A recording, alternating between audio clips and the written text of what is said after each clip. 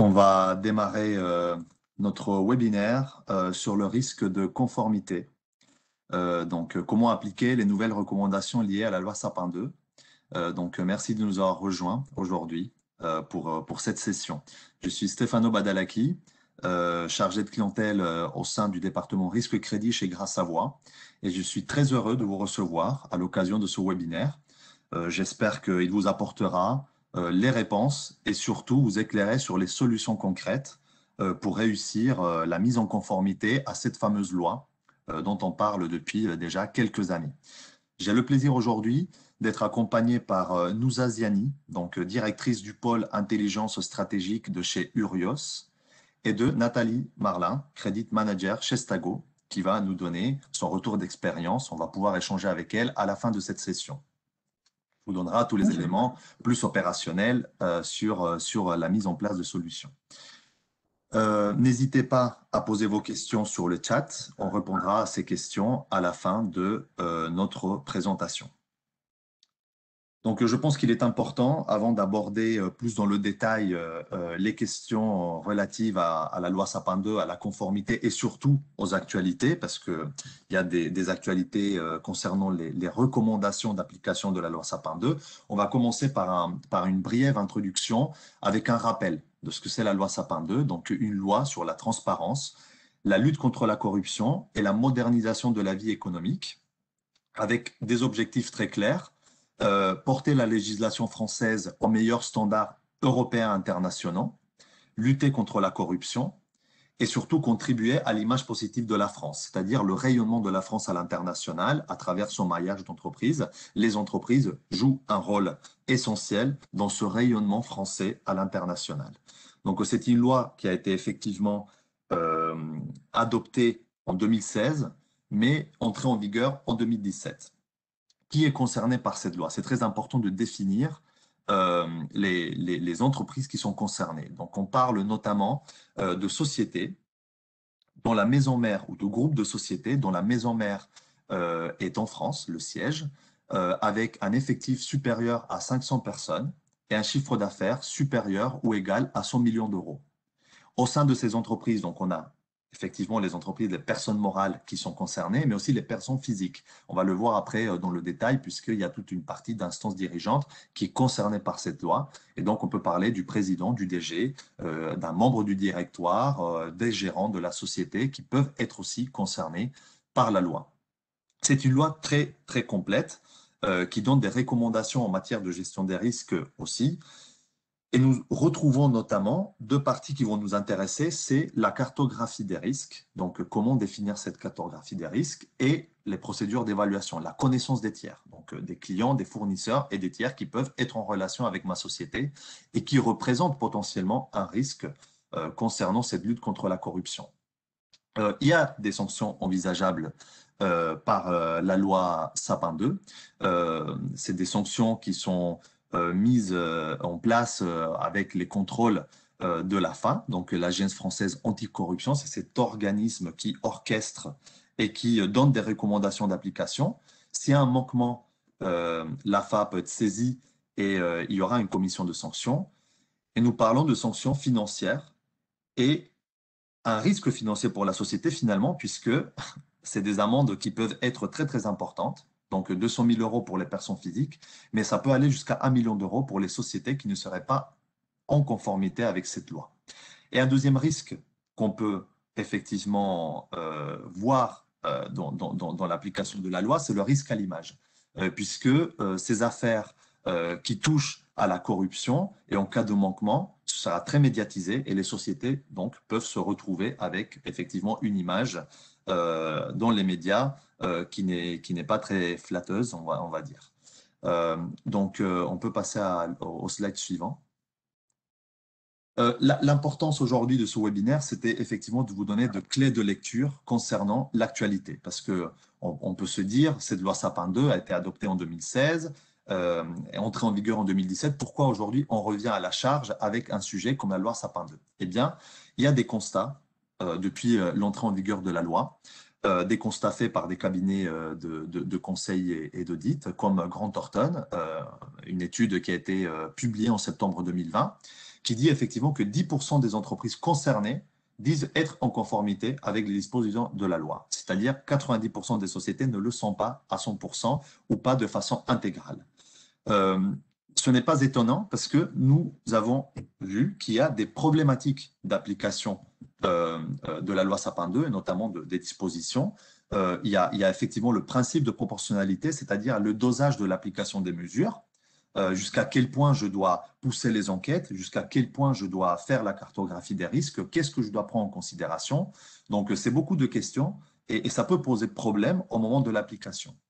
Ensuite, une complexité dans les processus de remontée d'informations. En intérieur, dans la société, on peut retrouver ces problématiques de comment faire remonter cette information pour que je sois alerté des risques intrinsèques à mon activité et des risques liés à la conformité. Difficulté aussi à vérifier les informations parce qu'on peut se dire que nous pouvons nous-mêmes, au sein des sociétés, aller rechercher l'information concernant les tiers, donc les fournisseurs et les clients, mais finalement, une difficulté à vérifier parce qu'on va solliciter ces informations auprès d'eux. Donc, on ne pourra pas vérifier facilement la conformité de ces informations.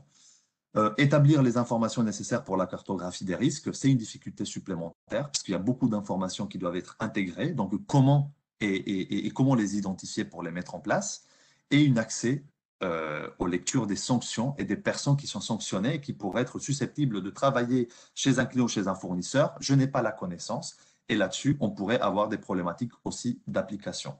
Donc, l'AFA, face à ce constat depuis 2017 et aux difficultés, a à nouveau, en janvier 2021, émis des recommandations qui entreront en vigueur à partir du 13 juillet 2021. L'objectif principal de ces recommandations est donc de mettre un focus sur l'importance de l'instance dirigeante et de la cartographie des risques et de la gestion des risques. Slide suivant. Donc, nous, en tant que courtier, grâce à Voie, on vous accompagne dans l'ensemble de la gestion et la maîtrise des risques à travers le conseil et le placement de solutions adaptées. Dans le département risque crédit, de façon plus spécifique, nous sommes sensibles aux problématiques liées aux échanges commerciaux, donc à la protection du chiffre d'affaires, à la protection du portefeuille client et du portefeuille fournisseur, donc tout ce qui touche au cycle d'exploitation des sociétés. Et nous considérons que connaître les contreparties, donc que ce soit client ou fournisseur, leur solvabilité, leur organisation, l'ensemble des risques qui sont intrinsèques à l'activité commerciale, se traduit finalement par une protection de la santé financière de la société à plusieurs niveaux. On l'a évoqué auparavant, donc déjà, protéger la société avec la connaissance, la mise en conformité, c'est éviter des sanctions. Mais connaître les contreparties, c'est aussi me protéger financièrement de risques de solvabilité ou d'autres risques liés aux échanges commerciaux. Donc, nous identifions ces besoins, nous vous accompagnons dans l'identification de ces besoins pour vous proposer finalement les solutions qui s'adaptent le mieux à votre société, en vous faisant aussi une vision 360 degrés des risques qui sont liés non seulement à la conformité, mais aussi au risque de solvabilité de vos contreparties. Pour rentrer plus dans le détail et parler justement de conformité, puisque c'est le sujet aujourd'hui, et des solutions possibles, je vais laisser la parole à Nouza, donc directrice des risques export et du pôle intelligence stratégique chez Urios, qui va nous présenter plus dans le détail les recommandations de l'AFA et les solutions existantes sur le marché. Merci Stéphano pour cette introduction et bonjour à tous. Donc, comme vous en savez un petit peu plus maintenant sur cette loi Sapin 2, on va rentrer un petit peu plus dans le détail avec ce schéma sur ces nouvelles recommandations de l'AFA, qui ne sont pas des nouvelles recommandations, c'est juste une réorientation des recommandations qui ont été restructurées différemment. Pourquoi? Parce qu'en fait, l'AFA a souhaité inscrire en fait, ces mesures dans un cadre qui va permettre une lecture dans le temps de ces recommandations et surtout faciliter en fait, la compréhension de ceux derrière qui vont mettre en opérationnel ces mesures. Voilà. Donc, on va retrouver en fait au premier rang le pilier 1, l'engagement de l'instance dirigeante. Stéphano en a parlé tout à l'heure. C'est important que l'instance dirigeante prenne à bras le corps ce sujet, parce que si le management n'a pas décidé de faire et de bien faire, il ne va pas se passer grand-chose. Donc, c'est important qu'il y ait une décision de faire et de bien faire pour que ce dispositif, en tout cas, soit le plus efficace possible. Voilà, donc ça, c'était le premier rang, le premier pilier. Ensuite, on a le pilier de la cartographie des risques, qui est finalement le point de départ de ce dispositif anticorruption. Donc là aussi, il ne s'agit pas d'aller approfondir toutes les mesures de vérification en profondeur, en tout cas dans toute l'entreprise, mais il va falloir organiser un risque, les identifier, voir un petit peu tous les points de vulnérabilité de l'entreprise pour que j'ai une parfaite connaissance de mes risques dans mon organisation. Donc, cette cartographie des risques, c'est le point de départ. C'est une pierre angulaire, en tout cas, de ce dispositif anticorruption. Et ça va me permettre quelque part de piloter par les risques ce dispositif. Et ensuite, on retrouve le pilier 3, qui est la gestion des risques. La gestion des risques, alors comment je vais les gérer? Donc, on voit sur la partie du milieu, on va les gérer sous 3 sous-volets, donc la prévention, la détection et la remédiation. Alors, je gère mes risques en les prévenant, évidemment. Donc, comment je les préviens? Grâce au code de conduite, que vous connaissez, ça faisait partie des anciennes 8 mesures de recommandation. Je vais former aussi mes équipes, alors pas forcément de sensibiliser tout mon personnel, mais je vais former aussi les personnes qui sont les plus exposées. Donc, ça suppose qu'on identifie ces personnes qui sont les plus exposées et cette formation est obligatoire. Et puis, la formation de sensibilisation, elle est facultative, mais elle est vivement conseillée par l'AFA. Et enfin, dans cette prévention, on a l'évaluation des tiers, sur lequel je vais revenir un petit peu plus bas, mais qui est aussi très, très important. Quand je préviens, je vais ensuite détecter. Alors, comment je détecte au sein de mon organisation? Par de l'alerte interne, évidemment, et puis aussi par du contrôle. Du contrôle comptable, ça existe depuis très longtemps. Et puis, je vais mettre aussi d'autres niveaux de contrôle interne, un niveau 1, 2, troisième niveau, en tout cas de contrôle. Je vais contrôler, en fait, l'efficacité des mesures du dispositif que je vais mettre en place. Et puis ensuite, effectivement, une fois que j'ai contrôlé, eh bien, si je détecte des dysfonctionnements dans mon organisation, je vais y remédier. Je vais poser des actions et je vais instaurer des actions, des mesures correctives, parce que, et comme ça, évidemment, je vais pouvoir éventuellement, dans les cas extrêmes, appliquer un régime disciplinaire. Donc, vous voyez ce qui est important en fait dans ce schéma, et c'est vraiment ce qu'a précisé l'AFA en janvier dernier, puisqu'elle remonte à janvier dernier, elle rentre en application, je le rappelle, le mois prochain, en juillet. Donc, ça a un petit peu permis aux organisations d'en prendre connaissance, un petit peu voir comment sont réorientés ce nouveau jeu de recommandations. Et ce qui est le plus important dans ce schéma, c'est la petite flèche qui part du pilier 3 et qui revient sur le pilier 1, tout ça pour qu'on ait cette fameuse vision logique systémique de ce nouveau dispositif et qu'on comprenne bien qu'on est dans un processus d'amélioration continue. Tous ces piliers vont s'auto-alimenter. L'idée, c'est de faire vivre ce dispositif et chaque mesure corrective va venir alimenter un autre bloc et ainsi, on va pouvoir mettre en collaboration ce dispositif avec toutes les parties prenantes de mon organisation, les achats, le juridique, le commerce, le département finance, pour que tout le monde ait la même lecture de ce dispositif anticorruption et que l'engagement de l'instance dirigeante puisse aussi le valider et le mesurer, que ce soit au sein de sa société, mais aussi de ses filiales à l'international. Voilà, donc ce schéma, on voulait revenir dessus avec cette image un petit peu peut-être plus précise qui a été réorganisée par l'AFA.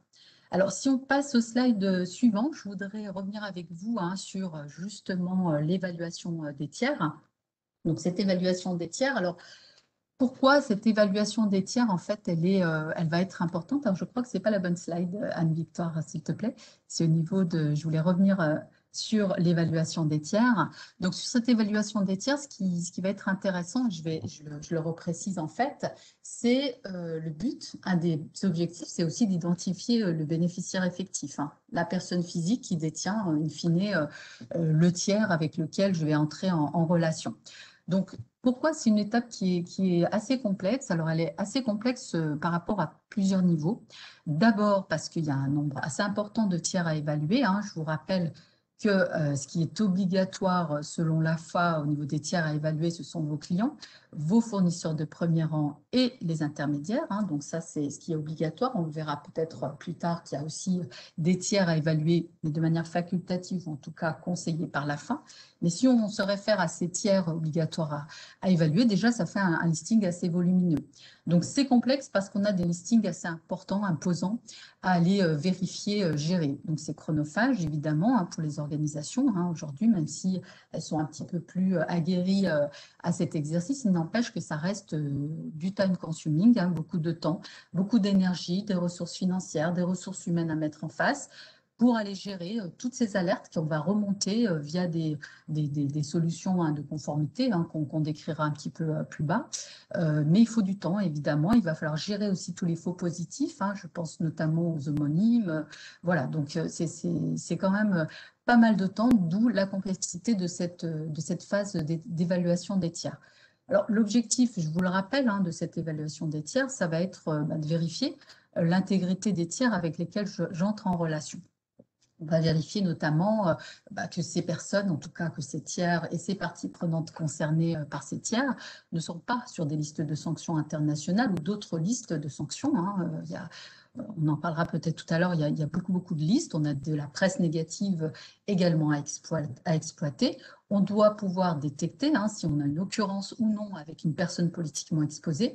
Toutes ces informations vont me permettre derrière de gérer ma relation d'affaires et de voir ce que j'en fais.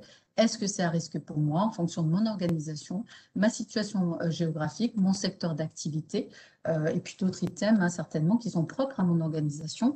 Donc, je vais pouvoir, avec toutes ces alertes que je vais remonter, il va falloir que je les analyse. Donc, on va les trier minutieusement, il va falloir les organiser, les analyser, comme je l'ai dit, puis on va les archiver. Donc, vous comprendrez qu'effectivement, c'est une phase assez importante qui nécessite parfois un accompagnement justement d'experts, hein, pour un petit peu y voir un peu plus clair dans tous ces tiers à évaluer. Donc, l'important, vous l'aurez compris aussi pour les équipes, hein, qui sont dans ce processus, hein, donc ça va être de vérifier et de réaliser un diagnostic. Et c'est surtout, en tout cas, c'est notre conviction chez Urios, d'avoir une data, une information qui va être fiable et qui va être vérifiée à la source avant d'aller vérifier l'intégrité. Parce que assez souvent, on n'a pas forcément une information à jour. C'est ce qu'on constate, en tout cas au niveau des retours d'expérience qu'on a lorsqu'on accompagne nos clients. Donc, c'est très, très, très important d'avoir cette information à jour. Voilà. Et puis, une autre remarque, hein, qu'on voit souvent, c'est qu'on voit effectivement qu'il y a un manque de formation des personnes qui ont en main, hein, ces évaluations des tiers, parce qu'ils ne savent pas par où commencer. On a, comme je vous l'ai dit tout à l'heure, pas mal de tiers à évaluer. On a des solutions aussi, on les décrira un petit peu plus bas, qui sont aussi là et bien présentes, mais qui ne sont pas forcément toujours adaptées ou customisées. Voilà, mais en tout cas, ces équipes opérationnelles, elles manquent parfois de formation, hein, c'est ce qu'on nous remonte au niveau de nos clients. Et il y a malheureusement encore une trop faible implication de l'équipe dirigeante, hein, on l'a indiqué tout à l'heure, hein, sur ce pilier 1.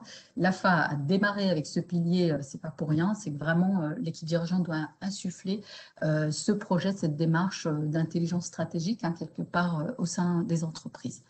Donc, effectivement, hein, je vous parlais tout à l'heure des solutions, hein, les solutions marché, hein. Il va falloir évaluer les tiers, les UBO, hein, les bénéficiaires effectifs.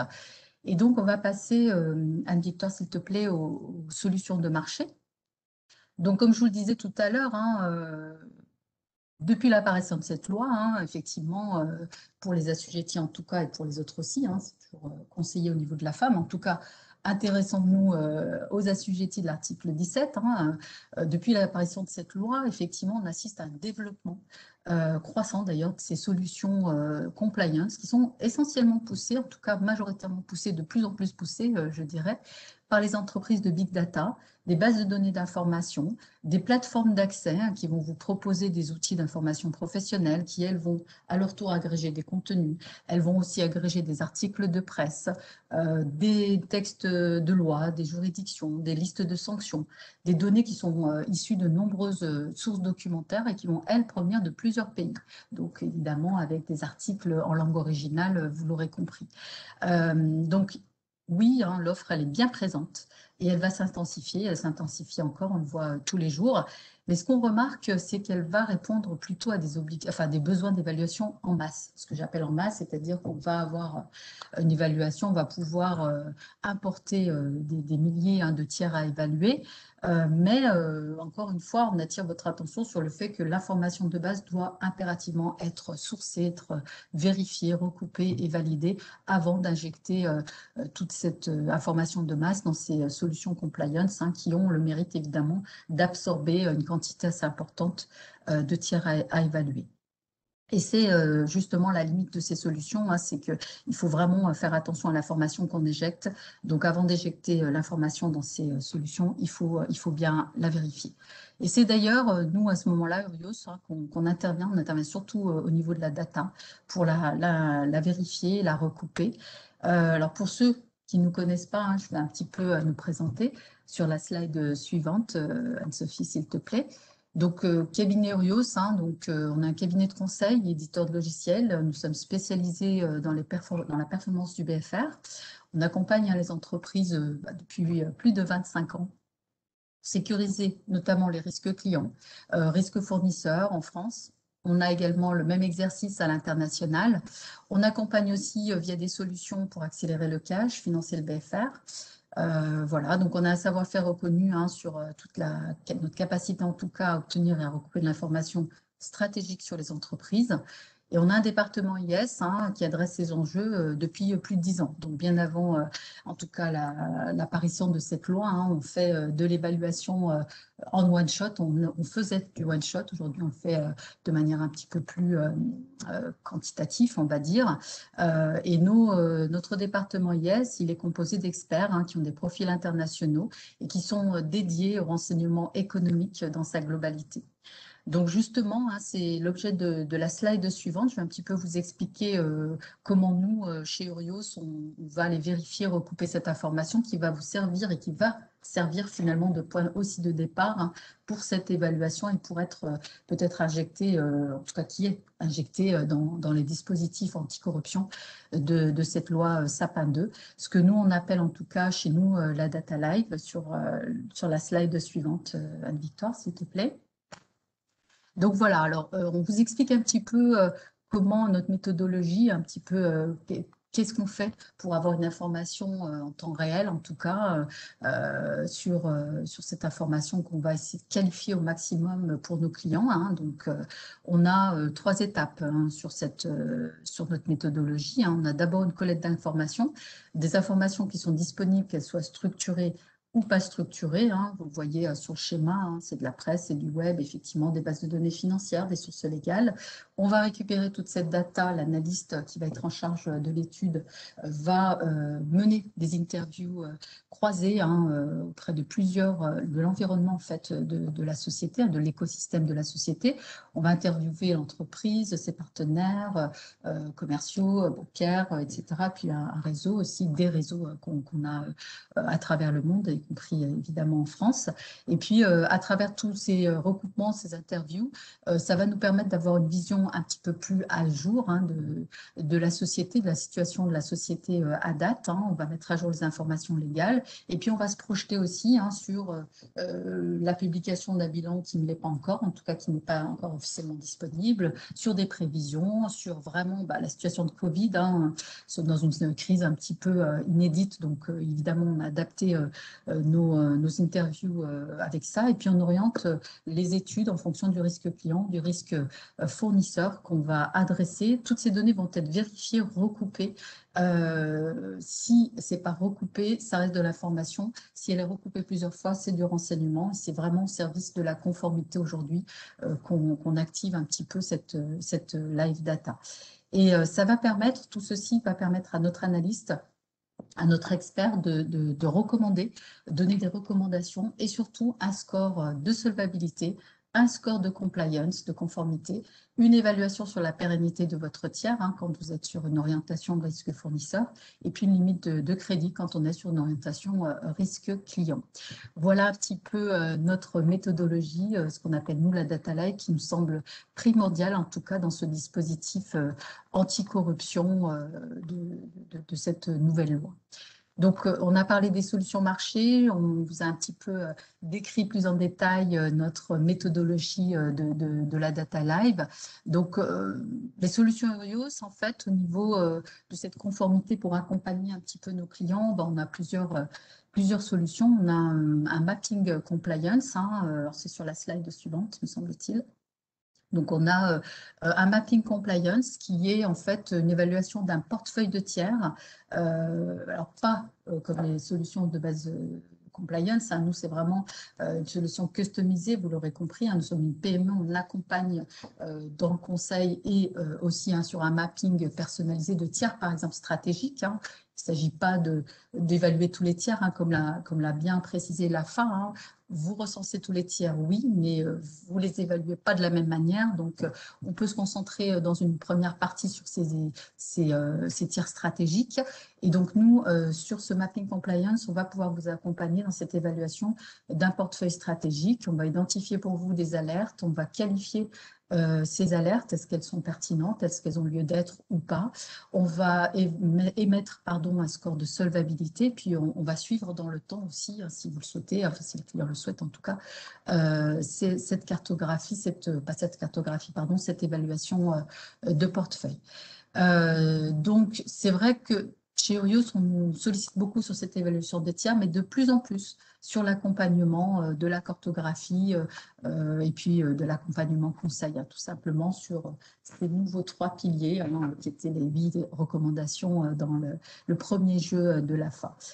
Donc ça, c'était notre première solution mapping compliance. Ensuite, on a la compliance check qui peut, elle, être soit activée en option, suite au mapping que je viens de décrire, soit de manière isolée, soit adossée à une étude de solvabilité. C'est vraiment en fonction de l'enjeu de la société, c'est fonction aussi de votre maturité en termes de dispositifs anticorruption. Donc, on a plusieurs niveaux, niveau 1, niveau 2. On va aller chercher pour vous, identifier, classifier, hiérarchiser et puis certainement éliminer des alertes pour qu'elles soient les plus pertinentes et qu'elles vous parlent le plus possible, en tout cas, pour vous aider justement à prendre une décision et de voir ce que vous allez faire de la relation d'affaires avec ces résultats de mapping ou de compliance check. La troisième solution qui, là, intervient un petit peu après, c'est les due diligence. L'AFA a indiqué qu'il fallait, de toute façon, en fonction du niveau de risque que vous aurez identifié au niveau de l'évaluation, mener des due diligence simplifiées ou approfondies sur vos tiers, sur lesquels vous avez des remontées d'alerte ou des red flags ou des choses sur lesquelles vous voulez un petit peu creuser. Eh bien, ces due diligence, on peut également vous accompagner sur ces volets via notre département IS.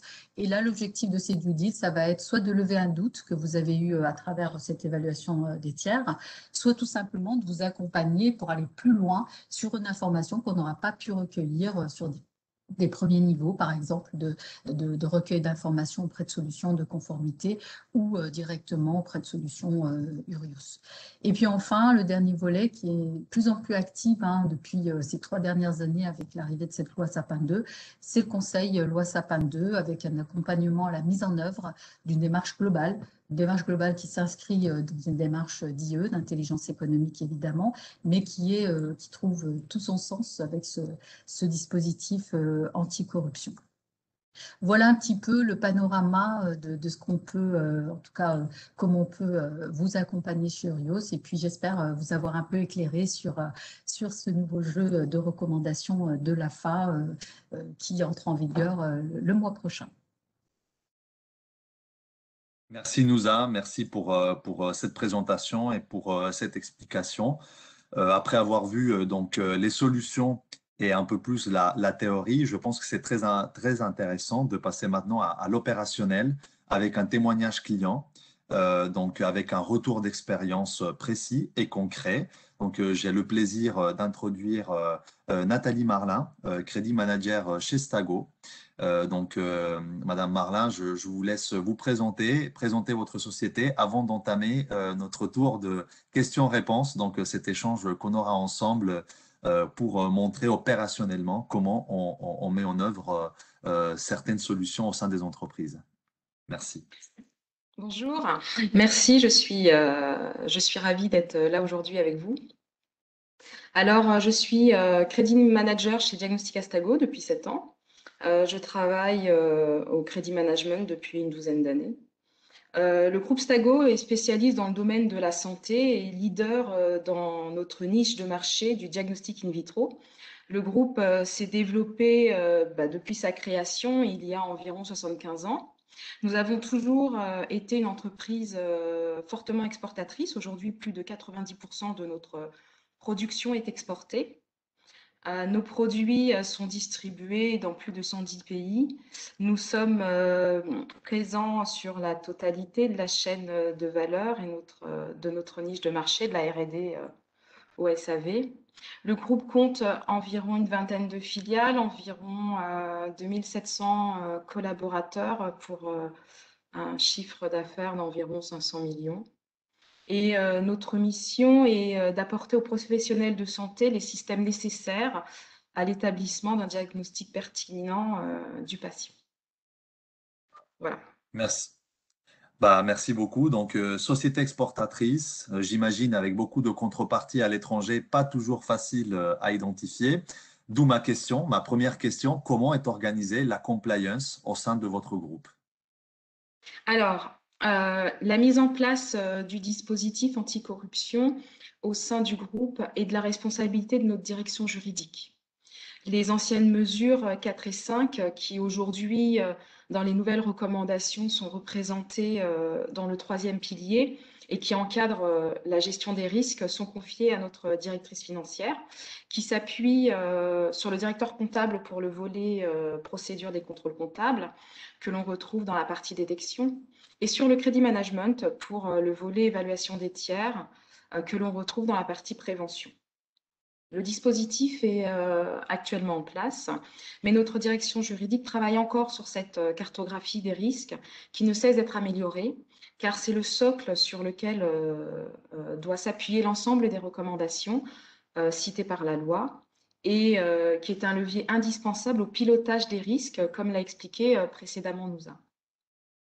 Ce qu'il faut comprendre sur la cartographie des risques, c'est qu'elle est et doit être en amélioration continue, d'autant plus suite à l'actualisation des recommandations de l'AFA. Concernant l'évaluation des tiers, nous avons créé un comité d'évaluation pour réaliser les analyses en collaboration avec le business et les achats. Et nous avons également impliqué l'instance dirigeante dans la validation finale pour les tiers les plus à risque. Et pour traiter la volumétrie, nous avons d'abord établi une cartographie des tiers afin de les prioriser, puis un calendrier d'évaluation en fonction du niveau de risque défini par la cartographie des risques. Et nous continuons à faire évoluer notre dispositif d'évaluation car nous sommes de plus en plus matures sur le sujet. Nous travaillons de façon à coller au plus près des recommandations. Et aujourd'hui, nous travaillons notamment sur le déploiement du dispositif anticorruption au sein de nos filiales, ce qui n'est pas si simple car nous devons prendre en compte la taille, les ressources internes des filiales. Il n'est pas pertinent de faire un copier-coller du dispositif en place, mais de l'adapter. D'accord, donc je vois, en fait, on voit bien finalement que la conformité n'est pas un sujet uniquement ou exclusivement de la direction juridique ou des directions de la conformité. On voit effectivement les synergies avec aussi la direction financière. D'où ma question suivante, c'est quelle était donc la problématique de départ sur ce sujet pour vous en tant que crédit manager ou pour vous chez Stago? Quelle était la problématique de départ? Nous avons travaillé avec un cabinet de conseil qui nous restituait un rapport qui en fait était la synthèse de tous les documents, éléments récoltés que nous lui avions transmis. Bien que très bien conçus, les premières due diligence ne nous permettaient pas de statuer sur le niveau de risque du tiers. Ce rapport ne correspondait pas pardon, à nos attentes. Nous nous sommes très vite rendus compte du temps que nécessitait l'évaluation des tiers, l'analyse, le suivi ainsi que la traçabilité. Et n'ayant pas de service compliance et exerçant cette mission en plus de notre fonction habituelle, nous avons très vite conclu qu'il était indispensable de trouver un moyen plus rapide, plus fiable pour effectuer les évaluations. Nous sommes d'abord dirigés vers la recherche d'un outil compliance. Cette solution n'a finalement pas été validée car nous n'avions pas de personnes dédiées avec suffisamment de temps pour gérer cet outil et surtout ayant les compétences suffisantes pour effectuer l'analyse des données extraites de cet outil. On nous a parlé de l'importance des formations et c'est vrai que très souvent nous sommes informés mais pas formés. Nous nous sommes ensuite mis à la recherche d'un prestataire capable de nous fournir un rapport compliance clair et précis, listant les alertes principales sur lesquelles devaient porter les vérifications, avec un score, un code de couleur, nous permettant d'identifier rapidement les risques et nous aidant à prendre une décision surtout sur le tiers évalué. Nous cherchions un système clé en main qui effectuerait les recherches et l'analyse à notre place, avec une restitution simple et claire de tous ces éléments. Et n'oublions pas que dans de nombreuses entreprises, dans de nombreuses organisations, il n'y a pas de compliance officer et la tâche d'analyse de premier niveau revient au niveau opérationnel. Il faut donc des rapports qui peuvent être compris de tous. Très bien. Donc, en fait, c'est intéressant parce qu'on retrouve dans la démarche de base, enfin au départ, cette difficulté justement à appliquer certaines dispositions, à évaluer quel était le dosage et proportionnellement comment appliquer et de quelle façon faire remonter, former les équipes à ces problématiques de conformité. Donc, effectivement, donc des solutions finalement qui ont été retrouvées. Quelles sont ces solutions qui ont été mises en place? Est-ce que vous pouvez nous en dire un peu plus sur les solutions que vous avez aujourd'hui? Oui, alors c'est vrai que du coup le dispositif en place a dû être évolué et amélioré au fur et à mesure qu'on voilà, qu'on apprenait à connaître, à maîtriser l'application de la loi. Alors, parmi les prestataires qui ont été sélectionnés et reçus, notre choix s'est vite orienté vers les rapports compliance proposés par Urios, car ils remplissaient l'ensemble des critères que nous recherchions. De plus, ces rapports nous étaient familiers car nous les utilisions pour la solvabilité de nos clients et fournisseurs. Nous avons donc intégré ces rapports dans notre procédure d'évaluation. C'est des rapports correspondent à un niveau de vérification approfondi. Ils interviennent dans le contrôle d'intégrité de niveau 2 et 3, ce qui correspond au regard de la cartographie des risques aux tiers les plus à risque ou aux tiers pour lesquels un risque éthique fort est identifié. Super. Bah, ça recoupe effectivement avec ce que nous a nous proposé en matière d'évaluation des tiers. Aujourd'hui, pour faire un bilan, quels sont les résultats et quels sont les bénéfices obtenus pour Stago dans la mise en place de ces solutions? Alors, les rapports proposés sont très simples en termes de lecture et permettent de statuer rapidement sur le niveau de risque et de nous assurer de l'intégrité du tiers avec lequel nous entrons ou nous sommes déjà en relation d'affaires. Il était indispensable pour nous de trouver une solution nous permettant de prendre une décision afin de valider cette relation commerciale. Et la flexibilité d'Urios pour adapter aussi précisément, de s'adapter à notre demande, notamment sur l'intégration du risque pays, par exemple, dans les rapports compliance, ça a été un vrai plus. Le rapport présente une synthèse, la liste des alertes avec un curseur en fonction du niveau de risque, la liste de vérification sur l'entité, les actionnaires, les dirigeants, les UBO, accompagné d'une analyse et du niveau d'alerte qui est soit faible, modéré, élevé, sous forme de code couleur, donc très visuel et très synthétique, tout à fait ce que nous recherchions. Il comporte un avis et des recommandations, ce qui est extrêmement utile. Et les bénéfices obtenus sont un gain de temps, une mobilisation moindre des équipes pour les évaluations. Et d'ailleurs, le comité d'évaluation est passé de 4 à 2 personnes.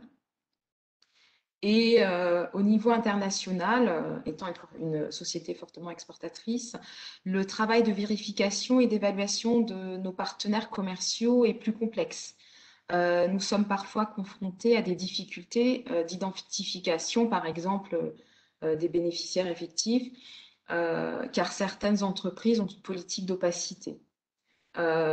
Donc, Urios propose ses recommandations et conseils afin d'aller le plus loin possible dans la vérification et l'évaluation des tiers, comme par exemple les due diligence approfondies. Très bien. Donc, on peut dire que vous avez des solutions aujourd'hui qui sont simples, lisibles et efficaces. Donc, je pense que c'est ce on recherche tous aussi, gagner du temps, pouvoir être efficace dans cette procédure qui peut représenter du temps pour les équipes et alourdir un peu les tâches opérationnelles quotidiennes. Donc, voilà, des solutions très adaptées et si je comprends bien, des solutions en plus qui s'adaptent à chaque besoin de façon très spécifique. Donc, pas très standardisées, mais vraiment quasiment sur mesure et qui vont venir s'adapter à votre fonctionnement. Bah, on vous remercie, Madame Marlin, pour ce Merci. témoignage et pour ce retour d'expérience. Merci pour votre retour.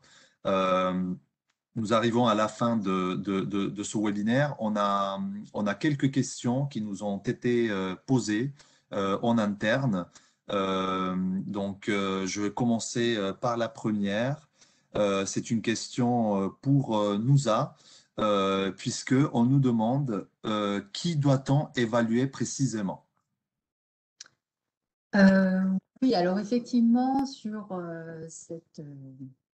ce volet d'évaluation des tiers, comme on l'avait indiqué, alors l'AFA est revenu un petit peu en janvier dernier sur qui on devait évaluer et a bien spécifié qu'il y avait des tiers obligatoires et puis des tiers facultatifs. Donc les tiers obligatoires, pour rappel, ce sont les clients, vos fournisseurs de premier rang et les intermédiaires, ce qui fait déjà une sacrée liste. Donc voilà, donc il va falloir un petit peu orchestrer déjà les tiers obligatoires. Et ce qu'elle conseille quand même néanmoins de faire, c'est d'élargir un petit peu ce spectre et d'aller aussi vérifier, évaluer les sous-traitants, les titulaires de marché public, les concessionnaires, les délégataires, les bénéficiaires de mécénat aussi, de sponsoring, et puis peut-être les cibles de joint venture avec lesquelles vous avez des projets ou les cibles d'acquisition. Donc il faut vraiment aller peut-être en fonction des enjeux de l'entreprise, comme je l'ai dit tout à l'heure, de sa géolocalisation et de son intervention dans les divers pays, aller un petit peu paramétrer ces évaluations et voir est-ce que j'élargis un petit peu les tiers à évaluer à certains qui sont facultatifs. C'est vraiment à l'entreprise de mener cet exercice et de décider de comment elle souhaite évaluer au strict minimum ou élargir un petit peu plus. Mais l'AFA insiste vraiment sur aussi le fait d'élargir un peu en fonction des risques auxquels sont exposées l'entreprise. Merci. Nous avons une deuxième question. Aussi pour toi, Nouza. Quels sont les facteurs de risque qui doivent provoquer la vigilance? Oui, alors c'est vrai que c'est une question qui est revenue assez souvent. Dixit Lafa, effectivement, parce qu'on s'est aperçu ces 3 dernières années, qui a été aussi un retour d'expérience et les recommandations, en tout cas le nouveau jeu de recommandations en a tenu compte, parce que c'est vrai que ce n'était pas si évident de se mettre en ordre de marche, quelle que soit la taille de l'entreprise. On l'a bien vu, nous, quand on accompagne les entreprises, même les grosses sociétés ont eu des difficultés un petit peu à s'approprier ce dispositif. On ne savait pas forcément par où commencer, même si on avait déjà des choses en place. En tout cas, il a fallu l'organiser différemment. Et c'est vrai qu'on a quelques facteurs de risque qui doivent provoquer un petit peu la vigilance. Je vais vous donner quelques exemples qui peuvent vous servir au quotidien. Donc, on a par exemple, si le tiers est recommandé, ben, il faut aller un petit peu voir pourquoi il est recommandé, hein. Donc, ça doit attirer l'attention, ça doit provoquer la vigilance, pardon. Il y a un autre point aussi, c'est le niveau de dépendance économique. C'est une précision qui va être utile à aller chercher, hein, parce que si l'entreprise elle représente 90% du chiffre d'affaires du fournisseur, bon, il va falloir aller vérifier un petit peu parce que on peut penser que peut-être que ce tiers va peut-être sortir de la loi pour rester en vie, hein, quelque part, hein. Donc, ça peut aussi être un élément déclencheur pour aller mener une due deal light, par exemple, une due deal simplifiée. En tout cas, il faut être vigilant. Également, le secteur d'activité, hein, on sait qu'il y a des secteurs qui sont plus exposés que d'autres, hein, voilà, je pense à l'aéronautique, enfin, il y a plein d'autres, hein, donc en fonction aussi du secteur d'activité, des zones géographiques où se situe la relation d'affaires, hein, on sait qu'il y a des endroits où ils sont beaucoup plus exposés, et là je vous renvoie à Transparency International avec l'indice de perception de la corruption de chaque pays qui peut aussi être un indicateur pour vous. Le contexte aussi concurrentiel et réglementaire, évidemment, la typologie du tiers, hein, on l'a vu sur la question précédente, les circuits de décision, voir un petit peu comment c'est orchestré, vos partenaires stratégiques, il faut vraiment, je vous le disais en préambule, hein, les stratégiques, il faut faire un focus dessus pour aller plus loin, comme le disait Nathalie, parce qu'on ne va pas pouvoir évaluer tout le monde tout de suite, hein, il faut faire un rétro-planning, peut-être se concentrer d'abord sur ses partenaires stratégiques. Le refus aussi de communiquer sur son propre dispositif, hein, je vous rappelle qu'il faut demander à vos tiers si eux-mêmes ont mis en place un dispositif de lutte anticorruption. Et si ce tiers refuse de communiquer, ça doit aussi provoquer la vigilance chez vous et voir pourquoi il ne souhaite pas communiquer. Parce que derrière, hein, s'il y a encore un sous-traitant derrière, vous êtes presque doublement exposé. Une relation de longue durée, hein. Ce n'est pas parce qu'on a un client de longue durée qu'il faut se dire bon, tout va bien. Il faut quand même aller voir ce qui se passe. Et puis, je profite de ça pour préciser qu'il faut, dans ce dispositif, aussi le mettre à jour. Alors, l'AFA a conseillé de le mettre à jour au moins une fois par an. Ça, c'est le minimum. Pourquoi? Parce qu'il peut y avoir des événements importants, des événements légaux dans la vie d'une entreprise, hein, dans la vie d'un tiers.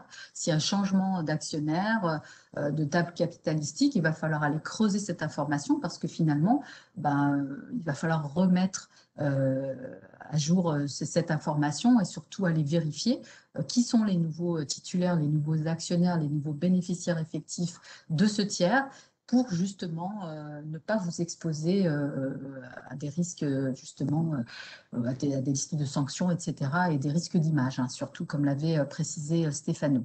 La monnaie, évidemment, hein, vous le savez mieux que moi, hein, surtout les sociétés qui exportent beaucoup, hein, la devise, hein, si c'est en US dollars, il va falloir faire attention parce que vous serez un petit peu plus sur le viseur du Trésor américain, hein, CPA, le FAC, etc. Donc, voilà. Et puis, la présence surtout de personnes politiquement exposées. Dès que j'ai une occurrence, une alerte sur un tiers qui est identifié comme PEP, personne politiquement exposée, alors tous ces facteurs ne disent pas que vous devez arrêter la relation d'affaires, évidemment, et heureusement, mais ils vous signalent simplement qu'il va falloir mettre en face un processus, une méthodologie pour voir ce que vous allez décider. Est-ce que vous conservez cette relation d'affaires? Est-ce que vous en sortez? Si oui, quand? Ou alors rechercher un fournisseur de substitution, éventuellement, voilà. Donc, ce qu'il faut retenir, en fait, c'est que ces informations qu'on va aller chercher quelque part, ces facteurs qui doivent provoquer la vigilance, doivent simplement vous aider, vous, demain, à prendre la bonne décision pour vous prémunir des risques d'image dont a parlé notamment Stéphano, et puis des risques de conformité pour être en loi, en tout cas en règle, par rapport à cette loi Sapin 2, puisque derrière, il y a des sanctions possibles, malheureusement, en cas de contrôle de l'AFA. Voilà. Merci, Nouza. Nous avons peut-être voilà, une troisième question. Je vais essayer d'y répondre. Donc, pourquoi c'est important pour une direction financière ou pour un credit manager de se doter de dispositifs comme ceux proposés par Eurios? Question très intéressante parce qu'effectivement, lorsqu'on parle de conformité, comme je le disais tout à l'heure, on pense tout de suite à la direction juridique ou à la direction de la conformité pour les sociétés qui sont dotées d'une direction de la conformité. On se rend compte aujourd'hui que finalement, toutes les instances, toutes les directions au sein de la société sont impliquées. Nous, chez Grâce à Voix, et je pense qu'on partage cette vision avec Curios, on a une vision holistique des risques, c'est-à-dire qu'on aime beaucoup aller voir à 360 degrés quelles sont les solutions qui peuvent être apportées pour vous protéger face aux différents risques. Et là, en parlant d'échanges commerciaux, eh ben, les risques sont nombreux. Les risques pays, donc les pays de vos contreparties, les risques de contrepartie elles-mêmes, donc connaître les contreparties est non seulement essentiel, mais on va dire vital pour sauvegarder les intérêts des entreprises. Donc, il y a tout intérêt à ce que une direction financière ou un credit manager s'intéresse à la mise en place de ces dispositifs de conformité qui vous donnent aussi des pistes sur la santé financière des contreparties et donc vous aide à sauvegarder vos intérêts, donc en vous munissant de toutes les procédures nécessaires lorsqu'on va accorder une limite de crédit, de savoir jusqu'à quel montant, comment, avec qui et si je suis en confiance pour continuer ma relation commerciale. Donc, je pense que c'est l'intérêt de mettre des dispositifs comme ceux proposés par Urios et justement cet intérêt d'avoir une vision à 360 degrés des risques. Donc, si ça vous met en plus en conformité avec la loi française et que ça vous protège dans vos échanges commerciaux, je pense qu'on est doublement gagnant. Voilà, on a, on n'a plus de questions dans le chat, donc je vous remercie tous de votre participation aujourd'hui. Merci pour votre temps. Merci Nouza et Madame Marlin pour votre participation à ce webinaire, par votre retour d'expérience et par les solutions proposées. Nous restons bien évidemment à votre disposition pour répondre à des questions si vous en avez après ce webinaire et pour vous accompagner dans la mise en place de ces solutions exposées. Le webinaire sera disponible en replay sur notre site Grâce à Voix et aussi sur le blog Urios. Merci beaucoup et bonne journée à tous. Merci, bonne journée à tous. Merci, au revoir. Au revoir.